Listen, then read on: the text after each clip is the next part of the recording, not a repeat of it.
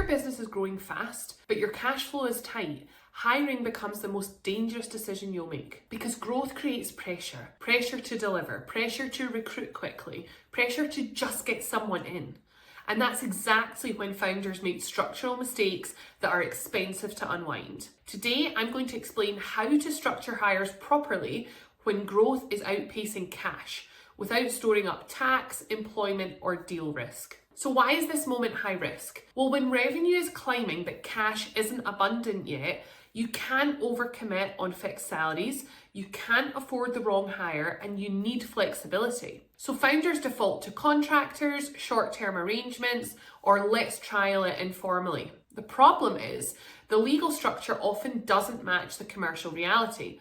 And that's when mismatch becomes visible at the worst possible time. When HMRC reviews your status, when someone leaves, or when due diligence in a sale or investment is underway and some gaps are identified. So the biggest mistake I see is, let's just call them a contractor. Let's address this one directly. Calling someone a contractor does not make them a contractor. If you control their hours, if they work exclusively for you, if they're embedded in your team, if they can't send a substitute, if they use your systems, and they look like an employee to the outside world, you may have a misclassification risk. This creates exposure around PAYE, national insurance contributions, holiday pay, pensions, and employment rights. And if you think that's theoretical, it's not.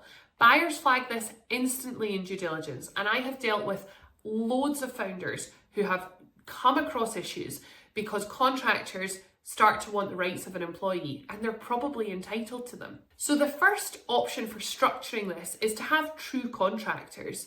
Contractors can work, but it has to be structured correctly. Ask yourself, are they genuinely independent? Do they have multiple clients? Can they substitute themselves for someone else if they can't do the work? Are they paid per project, not just per month? Is there a genuine right of control retained by them? If the reality supports it, contractors can create flexibility. If it doesn't, you're just deferring a problem to later down the line. The second option for structuring is fixed term employment. If you need commitment but want risk management, fixed term contracts can work really well. They provide clarity, they limit long-term exposure, they set review points, they offer proper employment compliance. But be careful, because rolling fixed terms can create permanence in the organisation, and termination mid-term may carry cost with it. This isn't a risk-free solution, it's just a bit more transparent. Then we have the third option for structuring, which is lower base plus incentive. When cash is tight but growth is strong,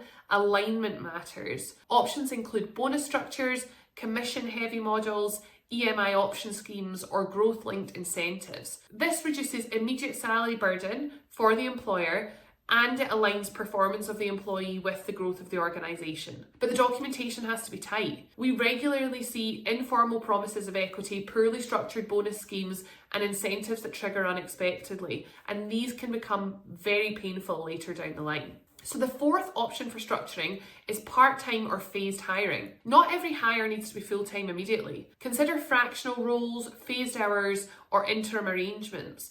This can preserve cash and reduce risk, while still accessing capability that the organisation needs. But again, the documentation that everybody agrees to has to reflect reality. So what should a founder ask themselves before making hires? Before you hire in a tight cash growth phase, ask yourself, is this role revenue generating or is it support? Can we afford this if growth slows down?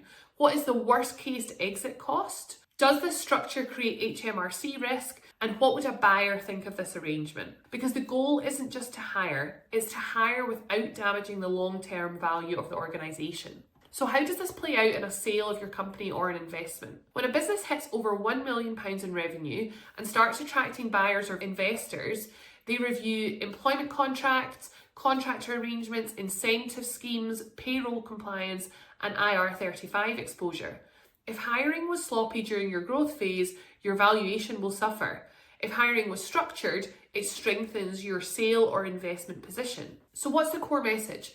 When cash flow is tight and growth is fast, flexibility matters. But flexibility without structure is a major risk. The best founders balance cash preservation, legal compliance, and long-term value protection. If you're hiring during a rapid growth phase and want to structure it properly without creating tax, employment, or deal risk, we as a firm advise scaling UK businesses on exactly this.